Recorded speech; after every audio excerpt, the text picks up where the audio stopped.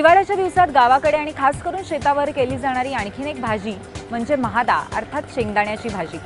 हिवाळ्याच्या दिवसात थंडीमध्ये शेंगदाण्याच्या माध्यमातून आपल्या शरीराला उत्तम ऊब मिळते आणि म्हणूनच ही भाजी करण्याची परंपरा निर्माण झालेली असावी। चला आज आपणही शेतावर जाऊया आणि महादा म्हणजेच शेंगदाण्याची भाजी कशी करायची ते पाहूया।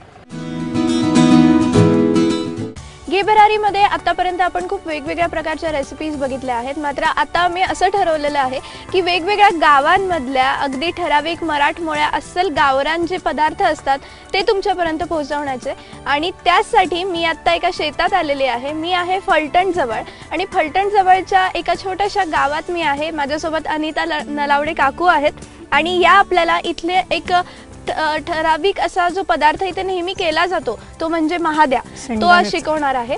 महाद्या पदार्थ जो आहे तो थोडासा वेगळा आहे, कारण की आतापर्यंत आपण भाज्यांचे खूप वेगवेगळे प्रकार बघितले असतील, मात्र शेंगदाण्यापासून आमटी एवढंच आपल्याला माहिती आहे, पण शेंगदाण्याची सुद्धा एक ग्रेव्ही असलेली भाजी होऊ शकते हे आज आपण बघणार आहोत। तर सुरू करूयात काकू? चालेल।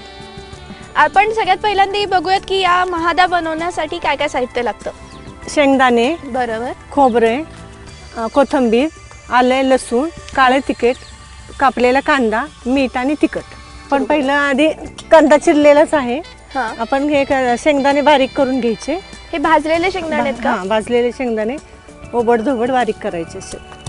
हे शेंगदाणे बारीक करण्यासाठी किंवा कुठलंही काही पेस्ट करण्यासाठी आम्ही इथे कुठलंही अप्लायन्सेस वापरत नाही आहोत। आम्ही अस्सल दगडाचा असा खलबत्ता वापरतोय। याला जरा वेळ लागतोय कारण की जे दाणे आहेत ते भरपूर प्रमाणात लागतात आणि ते खूप बारीक नाही करत आहोत, जरासे ओबड धोबड भरडे आपण ज्याला म्हणतो तशा पद्धतीने ते बारीक केले जातात। नंतर थोडंसं खोबरं घ्यायचं, थोडंसं आलं, भरपूर लसूण। आता यामध्ये आपण जी आलं लसणाची पेस्ट असते ती घालतोय। आता यामध्ये आम्ही आलं लसणाची जी पेस्ट आपण इतर वेळेस सुद्धा घालतो त्याच्यामध्ये थोडंसं खोबरं आणि कोथिंबीर ॲड केलेली आहे आणि ती सुद्धा खलबत्त्यात छान कुटून घेतोय। पेस्ट तयार करून झाली आहे। आपण चुलीवर आता ही कढई ठेवूयात। जसं आपण कुठलंही अप्लायन्सेस वापरले नाही आहे, कुठलंही ग्राइंडर वापरलेलं नाही आहे, त्याचप्रमाणे इथे आम्ही चूल वापरतोय। चुलीवर हा स्वयंपाक चाललेला आहे, त्यामुळे हे सगळं बघून तुमच्या तोंडाला नक्कीच पाणी आलं असेल याची मला पूर्णपणे खात्री आहे। कढई तापल्यानंतर तेल टाकायचं।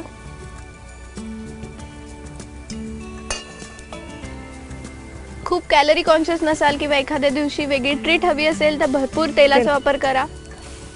तेल तापल्यानंतर फोडणी द्यायची, जिरे मोहरी। आता याच्यामध्ये जिरे पण टाकले, तडतडण्याचा थोडासा आवाज यायला लागलाय।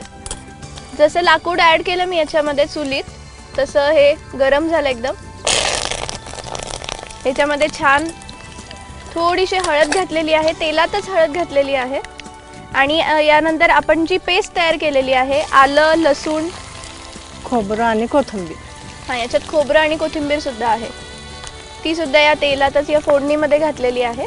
आणि आता ही पेस्ट जेव्हा व्हायला लागेल त्याच्यामध्ये आपण आता कांदा टाकायचा। हा कांदा जरासा बारीक चिरलेला आहे। आता हे पेस्ट आमची झालेली आहे बऱ्यापैकी। याच्यात दाण्याचं कूट टाकायचं, जो थोडेसे जाडसर बारीक केलेले हे जे दाण्याचं कूट आहे ते आता यांनी टाकलेलं आहे याच्यात। आणि त्यानंतर मग याच्यात थोडंसं मीठ, आपल्याला पाहिजे तेवढं मीठ टाकायचं। मीठ टाकून याच्यात आता कोथिंबीर घातली आम्ही। सगळं एकजीव केल्यानंतर याच्यामध्ये शिजण्यासाठी आता हे पाणी घातलं जातं। ही जी भाजी आहे ही होत आलेली आहे। याच्यामध्ये जरा कलर सुद्धा याचा वेगळा येतोय। आता आपण काढून घेऊयात। महाद्या ही अस्सल गावरान पदार्थ आपला रेडी आहे। ही जी भाजी आहे ही जरा शेंगदाण्यांपासून तयार केली जाते, त्यामुळे आता घरी कुठली भाजी नाही हे जर टेन्शन तुम्हाला आलं असेल तर टेन्शन घेऊ नका, कारण की असे काही वेगळे पदार्थ तुम्ही तयार करू शकता आणि तुमच्या घरच्यांना सरप्राईज करू शकता। महाद्या ही भाजी तुम्ही बाजरीच्या भाकरीसोबतही खाऊ शकता किंवा भाताबरोबर सुद्धा खाऊ शकता। थोडंसं ग्रेव्ही आहे, पूर्ण पातळ भाजी नाही आहे, पण थोडीशी ग्रेव्ही असल्यामुळे भात आणि भाकरी या दोन्ही सोबत ती खूप छान लागेल। नक्की ट्राय करा आणि आम्हाला कळवा तुम्हाला कसं वाटलं।